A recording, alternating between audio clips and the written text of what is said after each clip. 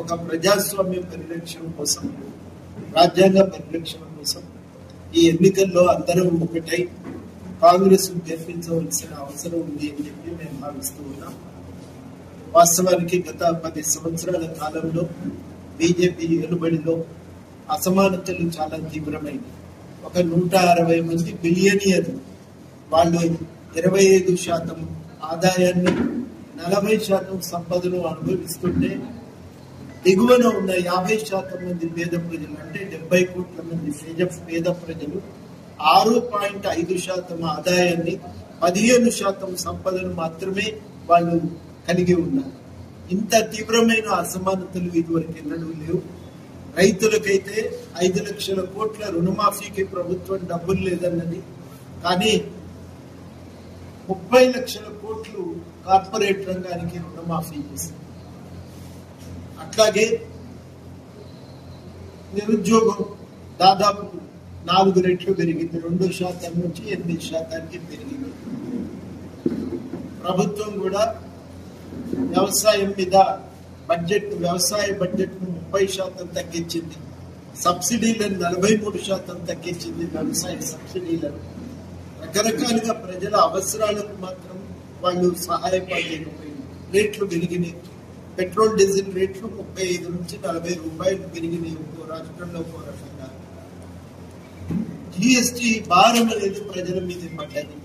GST వల్ల వాస్తవానికి దాదాపుగా 38 కోట్లు అదనపు లక్షల కోట్లు అదనపు ఆదాయం వసూలు చేసింది.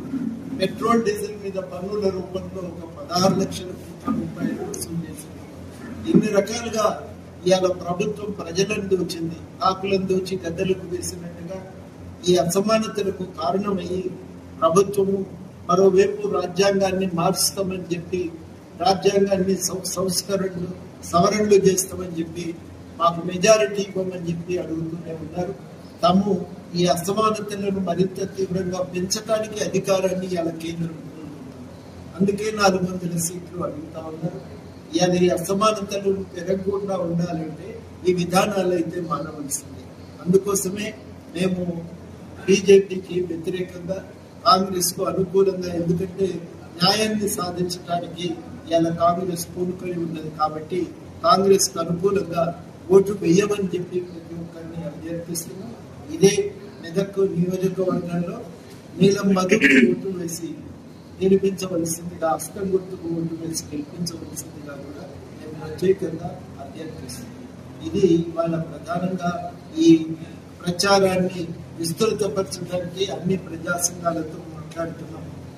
అలాంటి చిన్న పార్టీలన్నింటితో కూడా మాట్లాడుతున్నాం. అందరినీ ఒక తాటి మీదకి తెచ్చి ఈ ప్రచారాన్ని విస్తృతపరచడానికి ఉధృతడానికి కూడుకున్నాం. రాబోయే 10 రోజులు మీటింగులు, కరపత్రాల పంపిణీ, ప్రచార కార్యక్రమాలు ఇవి ప్రధానంగా నిర్వహించబోయేటువంటి పనులు. ప్రధానంగా ఎక్కువ భాగము మరి కొన్ని కాన్స్టిట్యుయెన్సీస్ లో కొంత ఎక్కువగా దృష్టి పెట్టాలనే ఆలోచన ఉంది.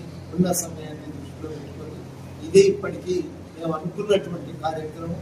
అందరం కలిసి హైదరాబాద్ లో కూడా క్లాసులు పెట్టుకున్నాం. ఒకరోజు క్లాసులో ప్రొఫెసర్ రాజగోపాల్ గారు, ప్రొఫెసర్ డి నరసింహారెడ్డి గారు, ఎన్ వేణుగోపాల్ గారు, అదేవిధంగా కన్నెగంటి రవి గారు, అందరూ కూడా దానికి సంబంధించిన క్లాసులు చాలా విపులంగా చెప్పింది. ఆ క్లాసులో సలీం కూడా మాట్లాడింది. వీళ్ళందరూ కలిసి మాట్లాడిన అంశాలను పెట్టుకొని ఎక్కడికక్కడ పెద్ద ఎత్తున కాంగ్రెస్ అనుకూలంగా ప్రచారం చేయాలని చెప్పి ఒక నిర్ణయానికి వచ్చి ప్రచారాన్ని కొనసాగిస్తారు.